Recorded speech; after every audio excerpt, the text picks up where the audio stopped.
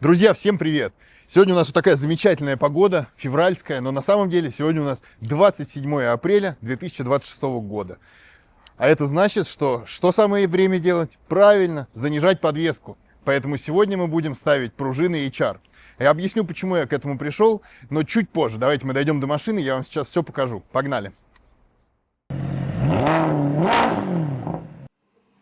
Итак, объясню, почему я решил поменять передние пружины. Напомню, что сзади на 212 Е63 стоит пневмо.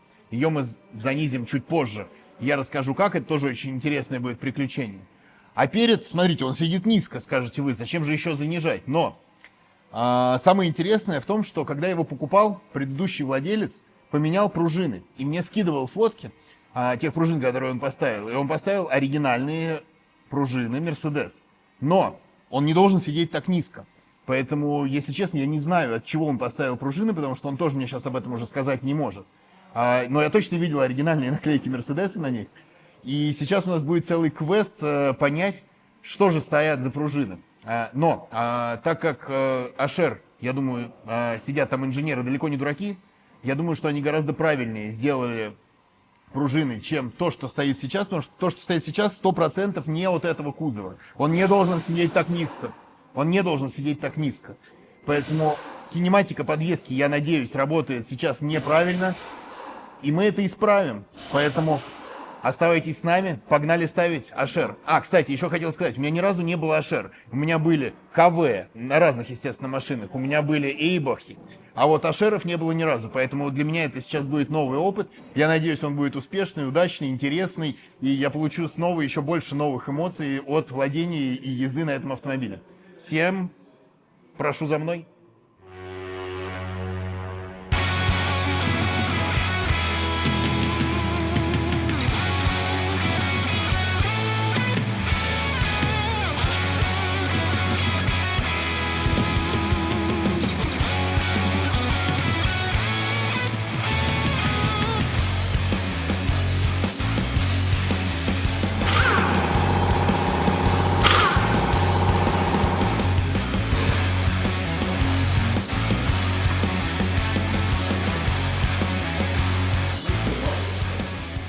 Так, вот они, наши пружины, приехали.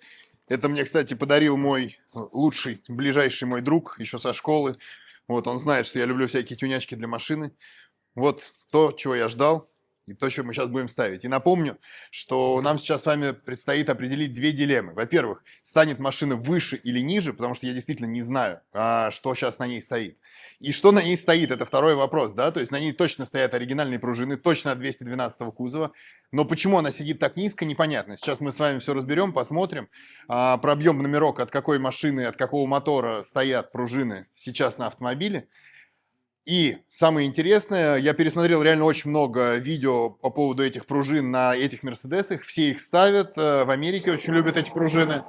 Но никто не рассказывает, как автомобиль становится в движении, да, насколько он становится жестким, насколько он становится комфортным, насколько он становится управляемым и так далее. Да, все понимают, что машина присаживается примерно на 2,5 сантиметра, но как это сказывается на езде, на управляемости, на комфорте, на каждодневной эксплуатации, нам это с вами предстоит выяснить, поэтому погнали дальше. Итак, вон тот шильдик, который я видел. Сейчас мы снимем пружины и посмотрим, какой номер на нем написан. Загадка дня.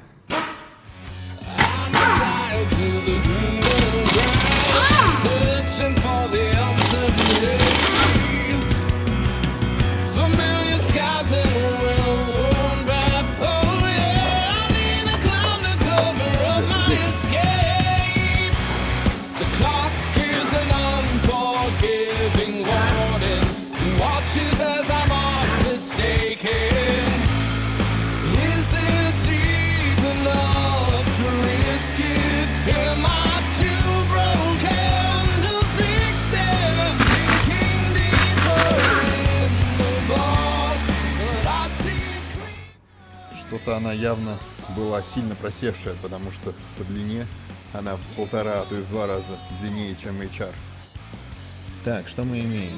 А212, 800 или 321, 43, 10А. Нет, 43. Непонятно.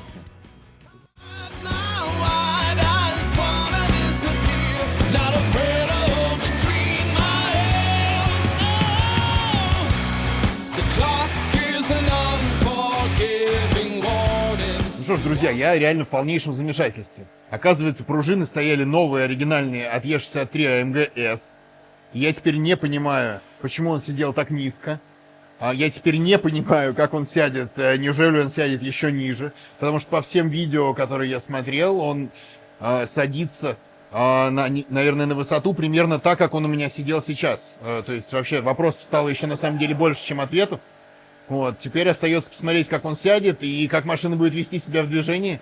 Поэтому мы сейчас ждем новые резинки под пружины, потому что, оказывается, почему-то на моем автомобиле их не было вообще, что совершенно неправильно.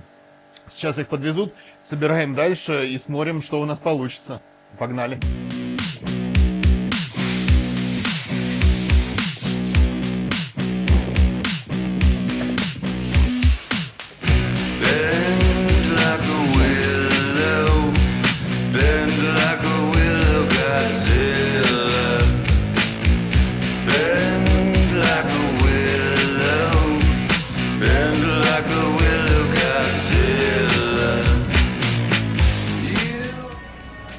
По-моему, стало ниже.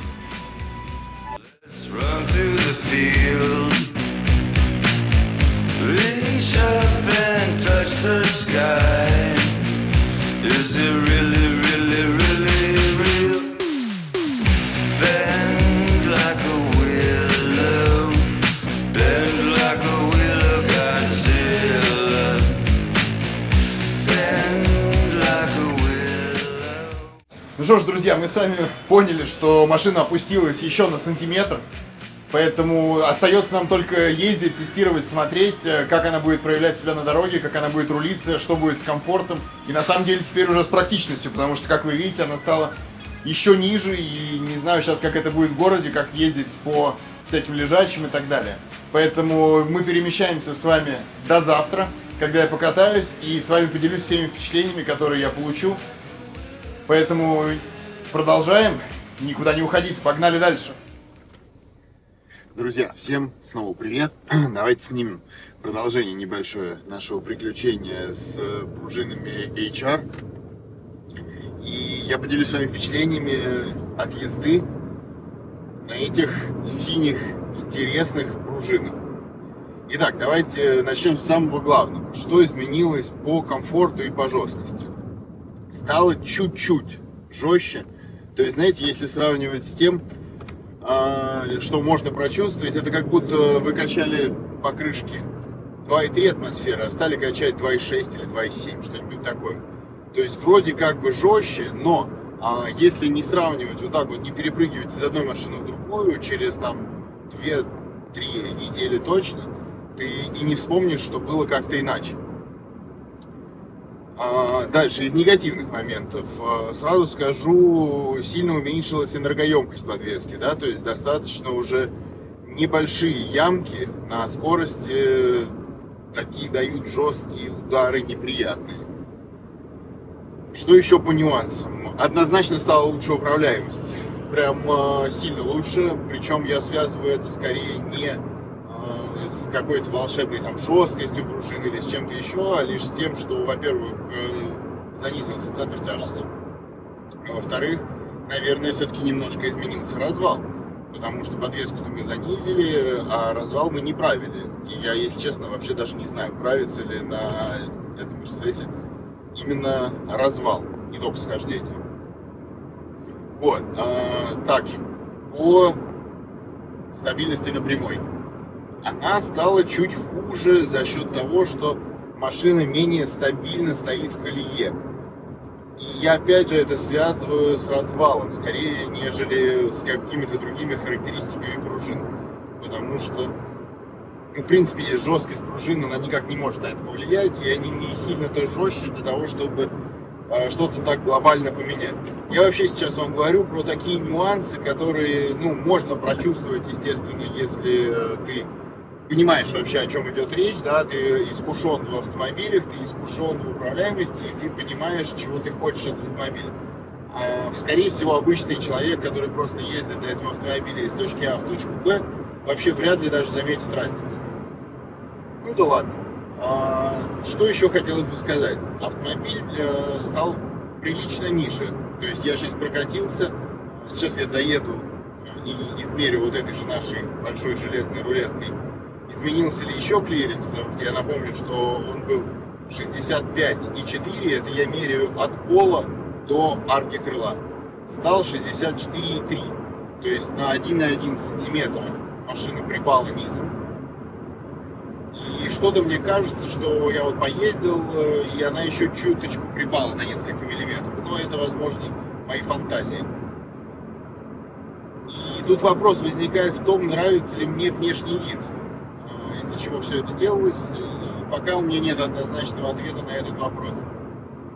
Вот, но самое интересное, что мы сегодня будем делать дальше, потому что мне пришли с eBay тяги для датчиков высоты задней пневмоподвески. А это значит, что мы сегодня будем занижать заднюю часть.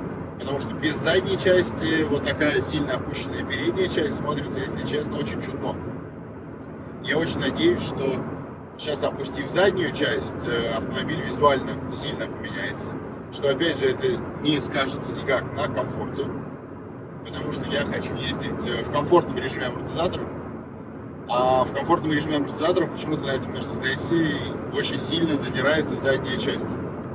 И это прям некрасиво, особенно когда передняя лежит. То есть ты едешь как на таком зубиле. Так вот, я хочу, чтобы автомобиль стоял ровно, чтобы расстояние между покрышкой и аркой не было вообще. То есть чтобы покрышка была ровно по кантику арки или даже, может быть, арка чуть ниже. Мне кажется, это самое красивое, что из посадки может быть. То есть не сильно колесо в арке, а вот прям тютелька в тютельку. Сейчас мы поставим эти тяги.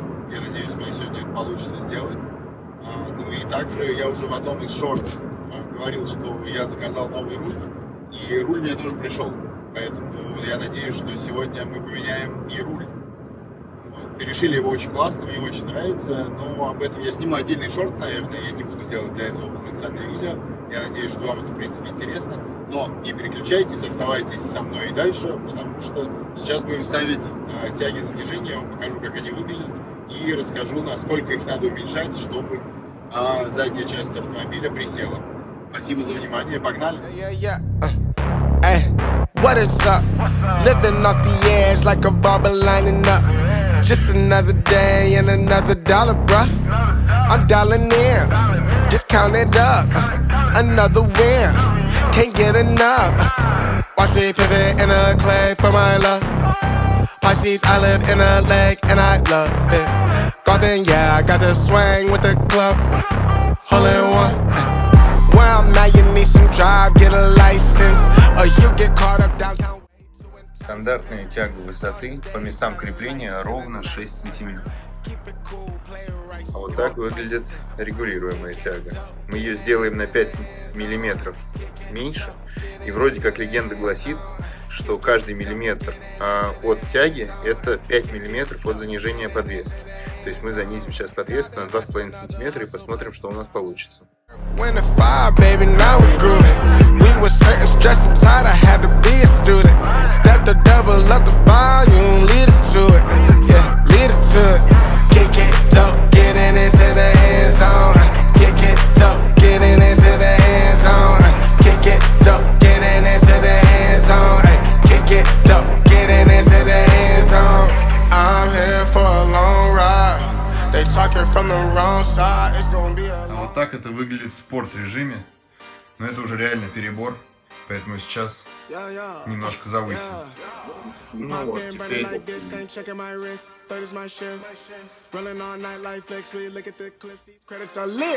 Stacking miles, I'm far away from home. I got what I wished for. Taking that risk, I'm checking my list. Marathon man, it's run legit. Can't let it slip when it's all in my grip. Talking too much, he probably not it. Ну что ж, друзья, наша зимняя погода в конце апреля сменилась теплым майским солнцем. У нас сейчас плюс 20 на улице, можно ходить в футболке и просто кайфовать от погоды, от настроения, от весны и, наконец-то, от того, как правильно сел сейчас Mercedes E63 AMG. Посмотрите, насколько уменьшилось расстояние сзади, насколько уменьшилось расстояние спереди. Вот, и получилось ровно то, что я хотел. Он сейчас еще приспустится, если я его закрою, он сядет вообще супер красиво. Ну не сказка ли? Прям настоящий стенс. Вот. И тем не менее мы при этом не потеряли в практичности, ну разве что совсем чуть-чуть, не потеряли в комфорте, тоже разве что совсем чуть-чуть. Приобрели очень много во внешнем виде и в управляемости, о чем я говорил буквально 10 минут назад.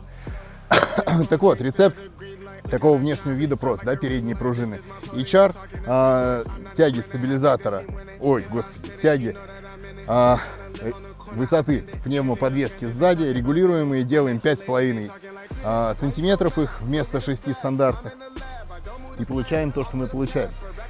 Скажите, как вам? Мне очень нравится, я надеюсь, что вам тоже. Вот, поэтому на этом наш рассказ подходит к концу. Всем спасибо за внимание. У нас впереди еще много чего интересного, в том числе и новый обещанный руль. Я вам сейчас его украдкой покажу, а потом выложу отдельный шорт про него. Поэтому спасибо за внимание. Оставайтесь со мной, подписывайтесь на канал. Как это называется? В общем, в подписи к этому видео ссылки на остальные мои каналы, на видео в плейлисте, которые вам интересны. Поэтому спасибо, всем пока.